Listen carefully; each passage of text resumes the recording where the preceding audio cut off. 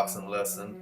I made a video about a couple days ago about Amanda Nunes and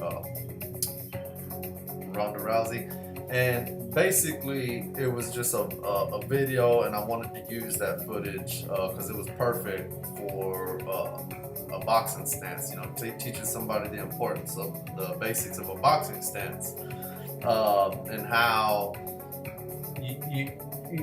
you can be effective with a good boxing stance, not just in offense but in defense. Okay. I've already watched a bunch of other videos where people were talking about the fight. One on Joe Rogan's podcast, the Joe Rogan Experience.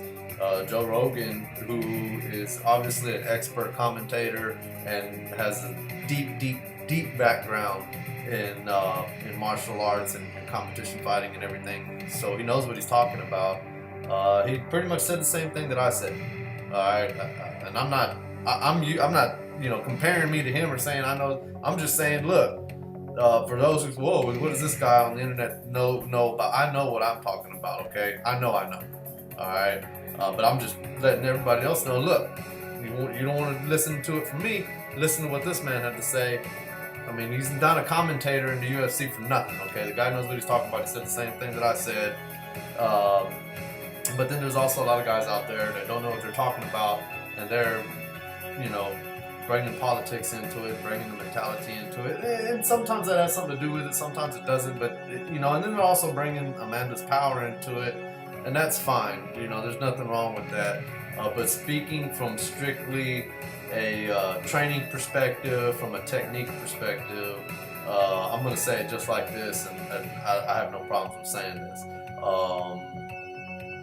Not taking everything off the table, I could teach, and I know people who could teach Ronda Rousey how to stand there and fight Amanda with the hands.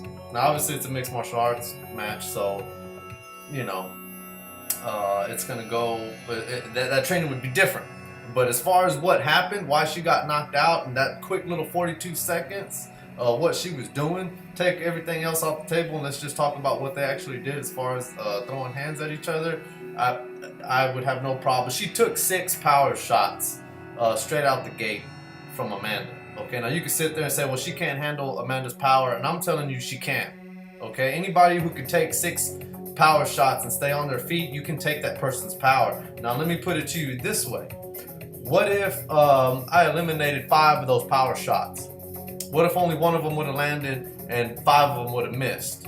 That would have been a totally different 42 seconds. I promise you that, okay?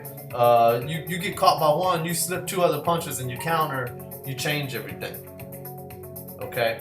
You change everything. Now, just to show you that what I'm talking about and what I'm trying to preach, it really works, I'm going to give you another example of somebody doing it correctly, okay? Now, a lot of people say, well, they're not doing everything that you're saying, Mark. Well, you got to understand these guys are veterans, they're pros, they've been doing it for a long time, world champions, obviously, and they're gonna do things a little different, the old veteran tricks that they're trying to pull on each other. But other than that, I want you to see exactly how they get down as far as when it comes to fundamentals, and I'm going to show you that right now.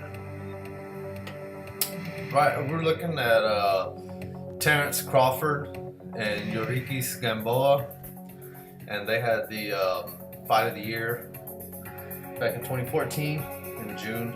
And just to give you a little history, this guy right here is from Cuba, and in the amateurs he was obviously a Olympic champion, and this guy right here was a virtual unknown until he became champion, which a lot of people don't know that exists in boxing. But yes, there's a lot of talent in boxing, and a lot of guys that nobody knows about that could just run through the ranks and claim a world title like it's nothing, and for whatever reason they just don't. Lots going on, a lot of ins and outs of politics. Anyways, so this is what they're doing is right now you're not seeing any, they're playing these little tricks on each other. They got their hands down low. They're using veteran tricks and all that good stuff. And you're gonna see them do stuff that they're not supposed to be doing. But bear in mind, these are pros. This is a championship fight. These guys are champs, and they're gonna do this kind of stuff to each other to lure each other in. It's 90% mental. So, but I want you to pay attention. Watch what Terrence Crawford does as soon as Eurykis gets into striking distance. Watch exactly how his posture and his stance turns into. Look. Boom. His hands went straight up. Saw that? Hands went straight up to defend himself. Here's the rangefinder, right? He came out. This could have been a stiff jab, okay?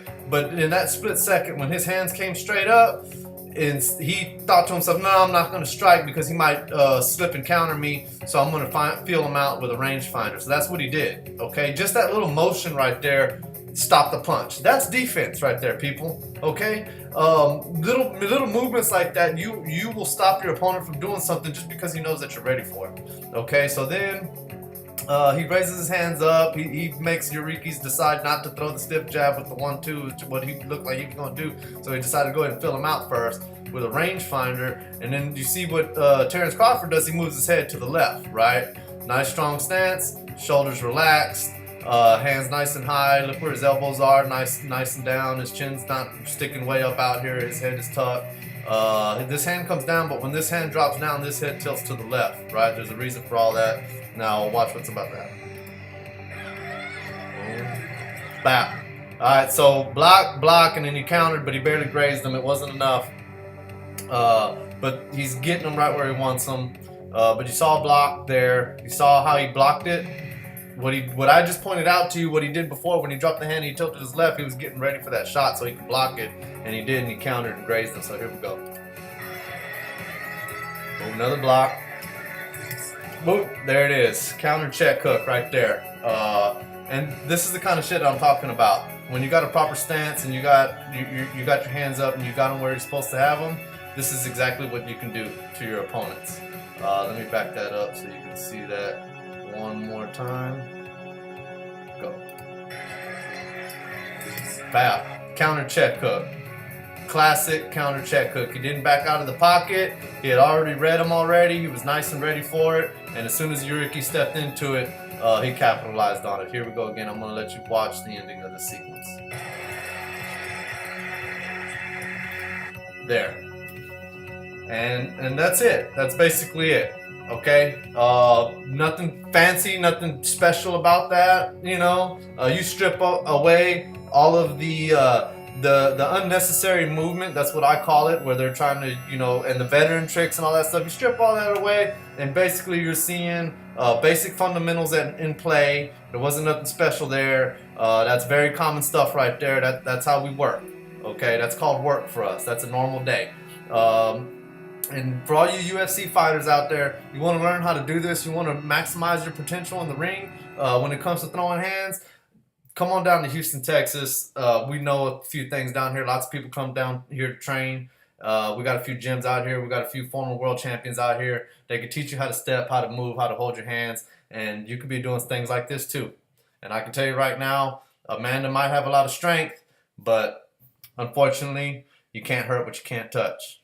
Alrighty, thank you for watching the best boxing lesson. And come on back and watch it again.